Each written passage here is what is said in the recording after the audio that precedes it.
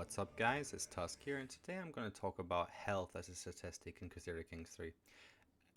Health is one of the most invaluable stats in the entire game, and it tells you whether you're going to die anytime soon or not, and knowing when you're going to die is a huge advantage. It means you can set up your realm before you splits into oblivion, as always, but one thing's for sure is that it can change things drastically, especially when very bad events like plagues and all kinds of injuries happen, because it can really devastate your entire court. So first we're going to look at Heinrich here, and we can see that Heinrich has 4.1 health, and this tells us that he is feeling fine, but it's a little bit more complicated than that.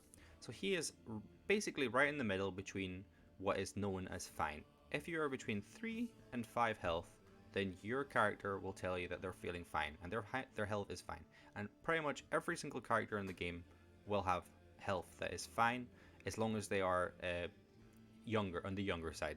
But the majority will feel fine. If you are below 3 health, then you have poor health. Now poor health means you have a chance of dying. Now if you have 2.9 health, chance of you dying, pretty slim, but it doesn't tell us an actual statistic. All the wiki does say is that as it gets lower and lower and lower and lower, your chance of dying increases dramatically until it hits 1, where you are now near death, and so that means you can probably die within the next 6 months, is what I've tested at least. Whereas on the other hand, if it says you are literally dying, there'll be a little skull that pops up at the top of your screen, and it means you're dying within the next month. And we'll show that in a little bit. But first of all, we're going to talk about how to increase health. So there's many ways to increase health, but the first way, statistically base-wise, is to be a woman. Women have higher base stats in general for health. They start with between 5 and 5.4. I don't know if you've ever noticed that your daughters, sometimes they'll actually say that they have good health, so their little heart will be green, whereas like your sons will have fine health, it'll be a wee yellow color, and that basically means that's the reason why. And it's roughly about an 80% chance that the woman will have that, which is pretty neat. So first off, start as a woman. Next after that, take the learning tree. Learning by itself, incredible, honestly. It's one of the best traits in the game, especially if you want to actually actually live a long time. This is one of the safest ways to play in the game. If you end up with like loads of different bad circumstances, like you get 5 diseases that come in, learning's the only way you're actually gonna have a chance to survive. If you're playing any other style and you don't have Herculean, you don't have Strong, you don't have any of the good health traits, then you're not going to survive. It's simple as that. There's so many traits in the game that deal a ton of damage to your health or lower your health so much that you're probably going to die, and the only way to prevent it is going down philosophy, going actually down the learning tree. Of course, you could go down the learning tree and not go down this education, but just as an example. And if you go down this tree, what you'll have is 3 different stats that increase health. One is called Iron Constitution. It increases your disease resistance, and we're going to go over that right now. So if we take Temperate, we can see that it gives a flat small boost to health. So when you increase flat health, it increases your lifespan. If you increase disease resistance, it increases how much you can actually take. So if you have a stat that decreases your health by 1, we can see that Stubborn here will now reduce that stat of the negative to 0.75, because a small boost in disease resistance is what increasing our health by 0.25. So overall we have a net of minus 0.75. Now on the other hand, with Temperate, this does the same thing, but it also is a flat stat. So it doesn't just affect negatives, it also increases our actual total health pool. So now, say we spawn unluckily, we spawn as a woman with a low stat of 5, which is really unfortunate. Hopefully we would be looking at a statistic of 5.2 on average. But now, because we have Temperate, we have a 5.25, which is very fortunate. Now, on the other hand, there are lots of other ways to actually deal with things. So, let's say we wanted to create the most healthy person alive. First off, give these 2. But of course, technically Stubborn isn't that relevant, but what it does do is it means if we do get negatives, we're probably going to survive. So you want to stack these as much as possible if you want to play as safe as possible. Next, we go through traits. Blade Masters all give boosts to disease resistance, meaning that if you get disease, it's less likely to be as effective. And of course, we'll talk about physicians later, but that they play a major role in preventing you from dying and your court from dying, which is really tragic when diseases break in. But to go over what each of these mean, small boost, it's a boost of 0.25. medium 0.5, and then Legendary Blade Master gives us a huge boost, which is a flat boost of 1, which is actually quite substantial for a lot of diseases. It cuts some of the diseases in half or more, so it can be quite easily save your life, because as long as you're young, your health is most likely going to be above the 4.5 threshold, so you're not going to drop below the 3 as long as you have Legendary Blade Master.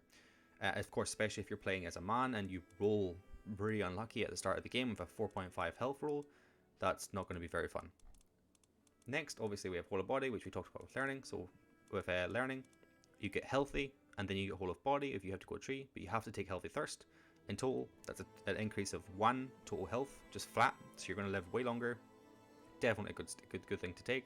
You can never really go wrong with this. Obviously, don't take it here probably because it is very expensive, but I mean, like, as you progress through the tree.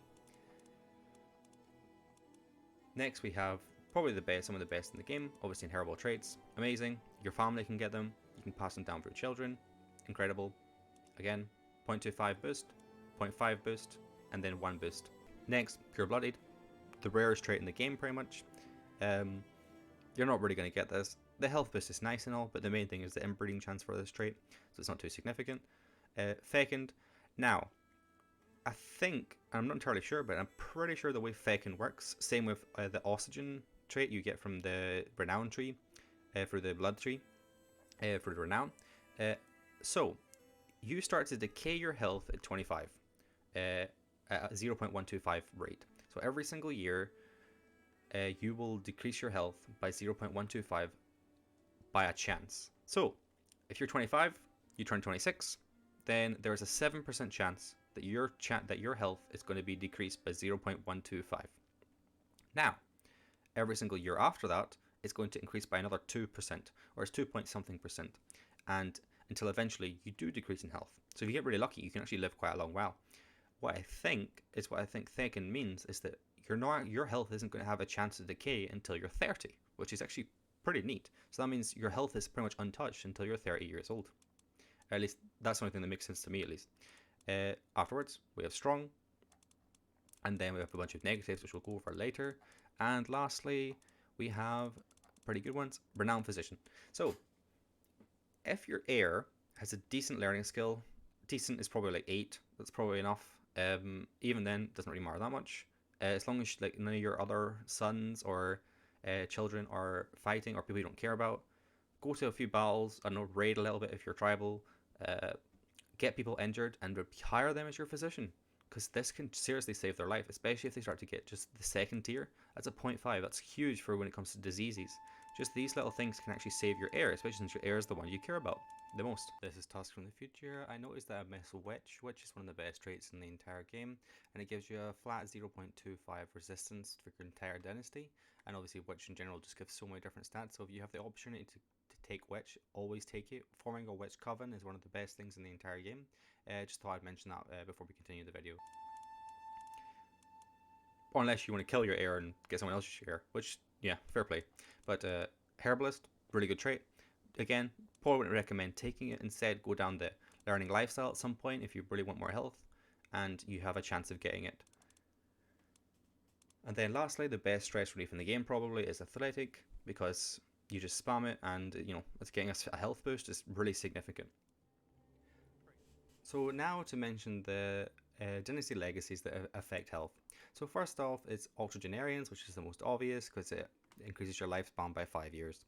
So if it does work the same way as I'm assuming, then it's going to work like Fecund. I think if life expectancy is working in that process where it decreases the time until you start decaying in health, then that means that if you have Fecund and Octogenarians, you wouldn't start decaying in health until you're 35, which is a very substantial change in life expectancy. It's going to make a massive change. Architect Answer basically just means that either you're not going to have, either you can take Fecund or you can have Hail, which is a pretty substantial change. It means you're just going to straight up, either you're going to live longer in general, and you won't, if you have Hail, then you're less likely to die from diseases and injuries. All your dynasty members, that is. Constant Care, same idea, less likely to die from diseases and injuries for your entire dynasty. Medium Boost is pretty substantial, but also indirectly Squire Traditions. This means that your dynasty members are less likely to die in battle or even get wounded, have higher prowess, and since a lot of your male dynasty members will end up as knights as maybe counts, or maybe when they travel and get land and all kinds of different stuff. This is quite a substantial difference and technically an indirect buff to health. So yeah, it is quite substantial. And the last thing I wanted to mention is there's a decision called Secure the High Kingdom of the North Sea, and it doesn't say it here, but I'll show up in the left hand corner. There will be basically you become the Sea King, as it's called, and when you are the Sea King, you get an increase of your lifespan by +10, which is quite a substantial change.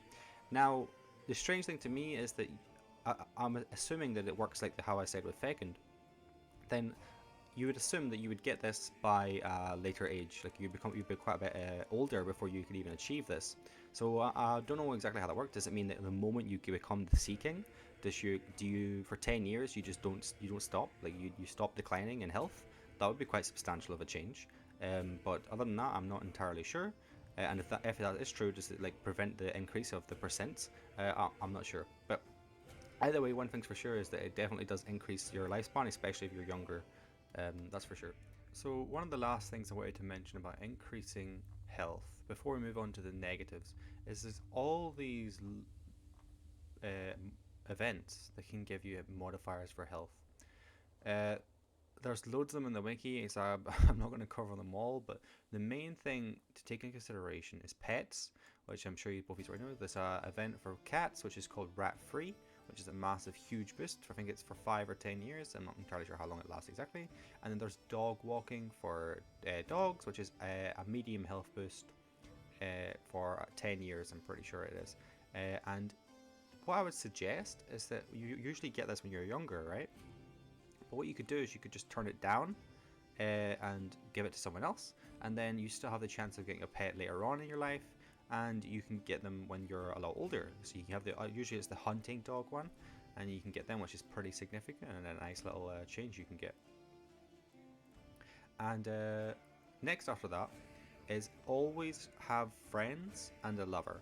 So if you have lots of friends, then every single time you host a feast, you have a pretty significant chance of, well, I say significant, you have a chance of getting the two different things. The festive event, which gives you a medium health boost, if I can find it somewhere.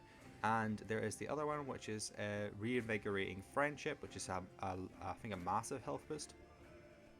And it is very significant indeed. I've never seen this one before, healthy hiking. I don't think I've ever had this event before, but that's quite interesting. +1 health boost, that's pretty damn substantial. There's a bunch of these. Rigorous bathing's a brilliant one. It's really nice if you get it later on as well. But also if you're about to do a bunch of war, yep, still could be good. Just to keep you alive, or if you end up ill. Some of these I'm actually not that familiar with, but yeah, there's quite a few, so we keep going. And before I mention that, if we just jump into the game here, what you might notice is that if we go all the way over here to India, this religion, where is it, Vaishnavism, has a avatar event. We've got the Bhakti. So basically, if we go and we choose our Bhakti, we can see that the devotee of Ganga gets a medium health boost and a pretty large -33% stress gain. But also, if we go to this thing here, we go to, where is it? This one. You get a small health boost for every single Vaishnavism. So Vaishnavism is technically the best religion for health in the entire game. And then there's also a few others. You see sky burials as well, gives you disease resistance as well. So there's a few religions in the game that give a few health boosts as well, just to cover this up and to kind of explain how much health you can actually gain. So it seems like you can probably get up to about 12 health in total if you at one point if everything fell in your favor. There we go. There's reinvigorating friendship right here. And also a big one is cannibalism. So if you are a cannibal, you will quite often get the 8 exquisite food modifier. I think it lasts for about 5 years, maybe 2 years, but it's quite substantial event if you're later on in life. Again, and there's refuse entertainment, like I said before. Blew off steam is the one you get with your lovers. If you go on a hunt, sometimes you'll meet with a lover, and then you'll get a huge health boost. There's the hearty diet one. I'm pretty sure this is also to do with cannibalism. And I have no idea what this one is. Garom. No idea what that is. But there's a bunch of different health modifiers you can get from these. So again, Restful Traveler, a lot of different advantages you can get from these, but a lot of them won't last that long, I imagine. There's also like a bunch of others, like there's the Family that I just mentioned. The Tree Spirits, again, never heard of this. I'm going to guess it's something to do with Druidism, which would be quite cool. But other than that, there's not much else to do with health if we just keep scrolling, and you can see that's pretty much it. So either way, there is a ton of different events that can definitely help you with health on the way. But number one, have some friends. Other than that, make sure you have a lover, and also make sure you have constantly host feasts and hunts, which you'll probably be doing anyway, especially since you want to get the hunter trait, or you might want to get the reveler trait. And lastly, but certainly not least, is you want to make sure to look out for your weight. So I don't think we do not have things on in this mode at the moment, but this character will have a weight. If your weight exceeds a limit, you'll gain obesity, and obesity is a -1 weight modifier. Also, same thing if you go the opposite. If you have a lot of like negative weight modifiers, like paranoid has a massive weight negative, then you'll eventually become famished, especially with impoverished and comfort eater. They both of them are opposites, and they are extremely dangerous for your health in a sense. Now, they did buff obesity not that long ago, like within the last 6 months at least, and it's much easier to lose weight now. I'm going to say it's the same with gaining weight with the other one, but obviously be careful of that, because if you're like say in your 80s and you're trying to live longer, then all it takes is like for you to gain obesity for a few months and you might just die. So yeah, definitely be careful of that, and especially when you're an empire. When you're emperor, every vassal will start invite you to feast like crazy, and you'll have to keep spamming it off. But sometimes it's actually better to accept the feasts, because what you could do is you could have all the feasts be spammed and say you're an emperor, and you just have traits like temperate, hopefully not paranoid, because paranoid's a bit terrible, and like a bunch of traits that are good at keeping your weight down, like athletic and diligent. Then you'll definitely be able to deal with that without becoming obese, because obviously you don't want that. So anyway, now we'll move on to the negative traits. Now we're going to talk about negative traits. So melancholic, terrible. It has it's a congenital trait. It can be passed down to your children. It has non-active and active traits as well, just like all congenital traits, which I'll talk about in a future video. But because that's why it appears like halfway through your life sometimes. Honestly, you don't want this. Main reason for it, it's not actually that bad, but if you end up and you have nothing to support your health, you're probably going to die in your 50s, which is a bit young. You usually only live to your 60s, but other than that, it's just a bad trait. You just don't want it. It's also, as far as I'm aware, I don't think you can get rid of it. I'm pretty sure it's permanent, but other than that, just a bad trait. Lunatic, actually a really good trait. So there's so many things that can happen with Lunatic that are terrible, and so many things that can happen with Lunatic that are actually quite good. But the main one I want to talk about right now, since we're talking about health, is there's a event in the game where you think you're glass, and that event gives you a massive health boost, which is between 1 and 2 health points. I'm not actually sure what the actual stat is, but it's a huge event. So basically, the actual negative you're getting from this is negated as long as you get that event. That being said, there's lots of other events which are terrible. Like there's an entire event where you end up becoming a horse and you think you're a horse for the entire thing, which is hilarious, but also kind of not fun. But yes, for sure. If you end up getting the glass event, it's really advantageous, because you really do get a huge health boost, especially if you get this when you're in your 70s, 80s. It might extend your life by another 10 years or longer even. Possessed, actually pretty neat, especially if you don't plan and if you don't care about living long, just take possessed. Especially if you're going for like a thing, because you'll just progress through things faster. The other thing is that quite a few religions in the game actually see possessed as a virtue, and you can even make it as such through those religions. You could even maybe see like create a new religion with that religion if you really wanted to. So yeah, definitely a good trait, and also it can go away. So sometimes you'll have conversations with your bishop or your shaman, and they'll sometimes it gets going away, or you have like a physician that's like a mystic. Sometimes it can go away, I think, as well. But as far as I know, most of it's from your bishop and your shaman. and you'll get quite a couple of events as well. But the actual 10% is pretty big because the moderate penalty again, 0.5, especially if you're a woman, it's not that big of a deal. You're basically just playing with the health of a man, so it's not that significant at all. Definitely would say that it's actually worth taking. So L, everyone's seen L, not good. Doesn't really matter. Basically irrelevant. Have a good physician. You're sorry if you're young, you don't even need a physician. Don't even need to pay for it. It'll probably just go away within the next 6 months. The next month or two. Not a big deal. Pneumonia is really bad, especially if a child gets it. They're probably going to die. Even if they have good traits, there's a chance that they'll die as well. But because the critical health penalty is a lot, it's a -3 health. So you're looking at a pretty significant chance of dying unless you have a good physician. Other than that, yeah, you just don't want it. Grey Pox, it's actually not that bad. So Grey Pox is basically just a more fortunate version of smallpox.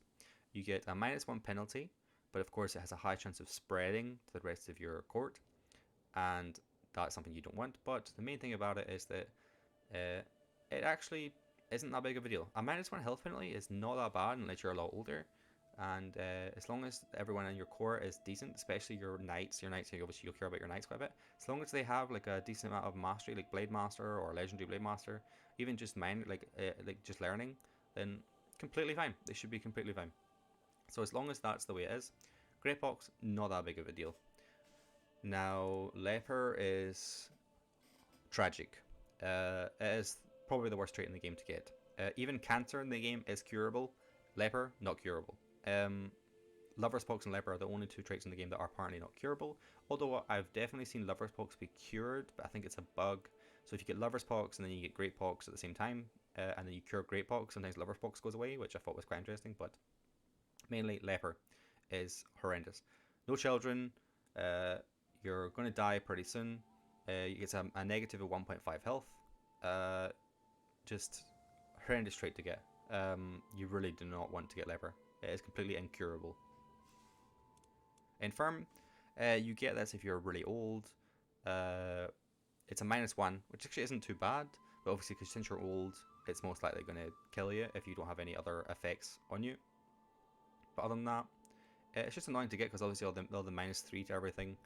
But other than that, it's actually not that bad to deal with. You can negate it if you want to live a little bit longer. If you haven't already done everything in the learning tree.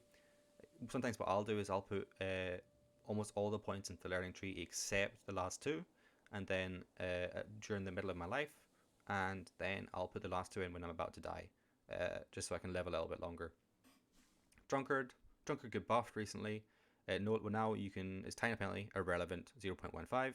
Basically, it doesn't change anything, and you can now become a drunkard and drink without much of an issue. It used to give like a really bad penalty. Now it's not too bad. Talk about is gout. Now the problem with gout doesn't seem that bad at first, except for the fact that it seems to be a complete pain to get rid of.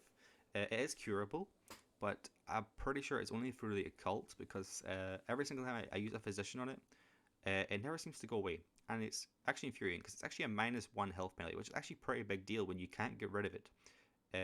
And it'll just randomly appear. It's actually got a decent weight as well of actually happening. So yeah, it's just really annoying to deal with. But otherwise, it's not too bad. So yeah, not that bad to deal with.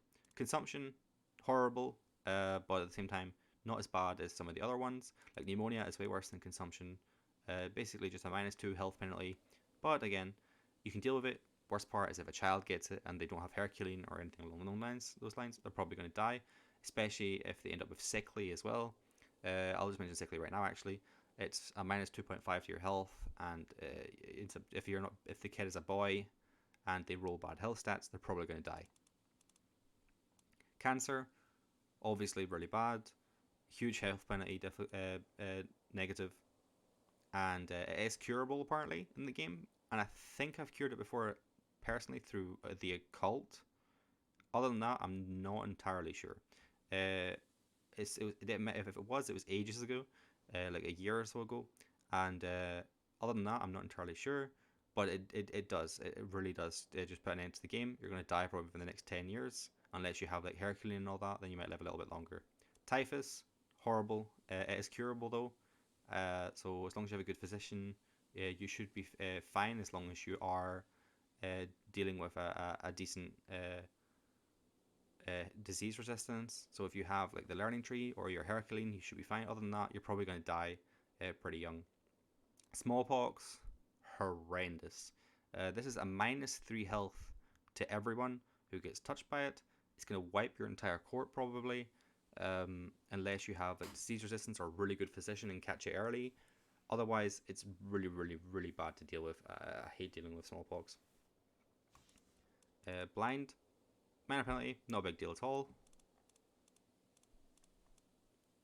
And now we get on to the more interesting ones. Inbred.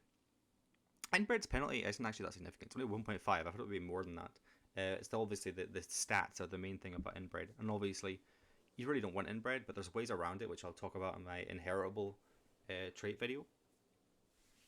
But the main thing is that it just doesn't look nice, does it? Like, look at that image. It just doesn't look nice. But yeah, -1.5. Thought it would be worse than that, but apparently it is deal worthy. But of course, generally, the moment you get an inbred person, you just exile them from the family. At least that's what I do. Sometimes I'll just like say, I'll just leave them anyway. Hopefully they don't think, or at least marry them to someone who is not a relation, but at all, even the third ancestor, and hope. Other than that, try your best. Maybe make them a monk. I don't know, something. Weak water penalty. I've never seen this in the game except there's a child, I think, in the Duchy of Flanders in 867 that has it.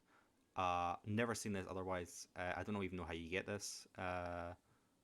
Honestly, no idea where this even comes from. Never seen it otherwise. Spindly, minor penalty. Not that big of a deal. 0.25 health penalty. Just annoying to get. Obviously, this comes from the inbreeding chances. So you'll get these first before you get inbred. But yeah, not too big of a deal. Wheezing, tiny penalty, 0.15. Not a big deal at all. Again, inbreeding again. Bleeder, this is the worst one to get from inbreeding. It's a -0.15. You do not want this.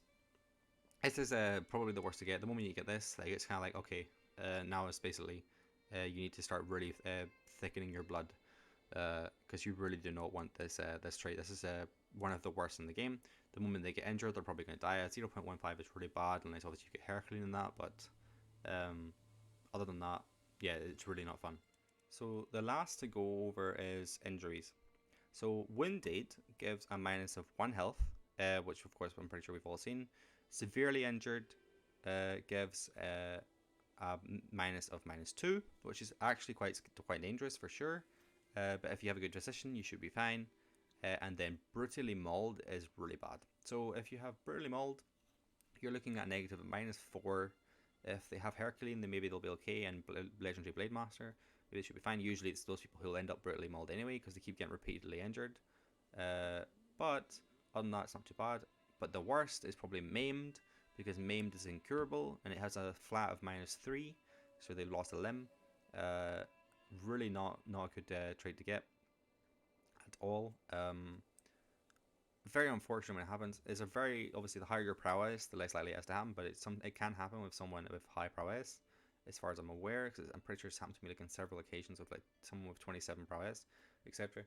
And it's just not fun to deal with. And there is another one. It's a brain injury, but I don't think I've ever seen it happen. I've seen it like, I think characters have it, but it has a flat -3, and it's not fun to deal with either.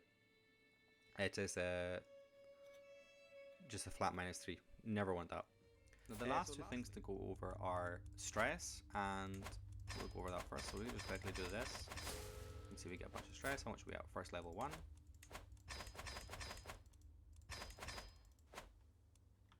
Now we're at level 2, and we see we get a negative of, if we just press play, see how much our health is going to go by, down to 3.1, which is a negative of 1.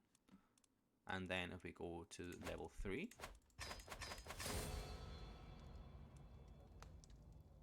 I don't want to commit suicide, no, I want to test things. Okay, so we don't want to lose too much stress, so we'll do this.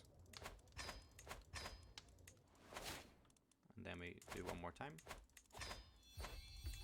So I hit play. How much stress are we losing? How much? Now, so if you have a level 3 stress, you're losing 2 health. And if you have a level 2 stress, you're losing 1 health, which is actually quite significant. I didn't realize that it was, I thought it was only 0.5. But that is a very significant amount of stress to actually have.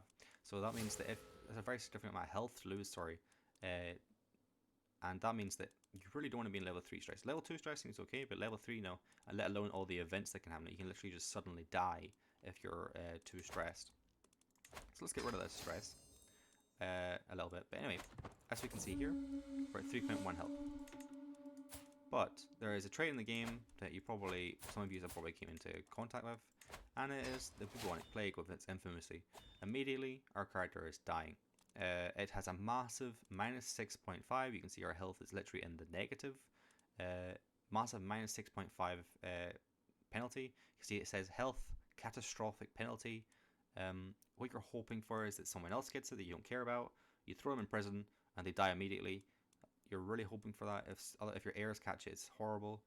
One of the worst things is that if you have a bunch of healthy characters, so you're a Herculean, you have strong blood. Oh, that's another thing I need to mention. If you have strong blood, like you strengthen the bloodline, you get a small health boost of 0.25 for all Dynasty members, which is a huge deal. I forgot to mention that earlier in the video. But basically, this is the worst trait you could ever get in the game. Fortunately, it has a really low way of actually happening. But yeah, this is something you do not want to deal with. It's not fun, and people will die. But if you are, this is why actually having a low health can sometimes be helpful. If the bubonic plague does happen, if it's someone else that catches it, or even if it's you that catches it, sometimes it's better if you die instantly, and then your heirs are completely fine. Because if they catch it as well, it's tragic. This is why sometimes smallpox is actually worse. But if you have Herculean and all that, you might actually survive, especially if you're learning, and then you might pass it on to loads of other people, and then that can cause your entire court to just crash and burn. So that really is one of the worst. But yeah, anyway, this was the video on health. So thanks very much for watching, and I'll see you guys in the next one.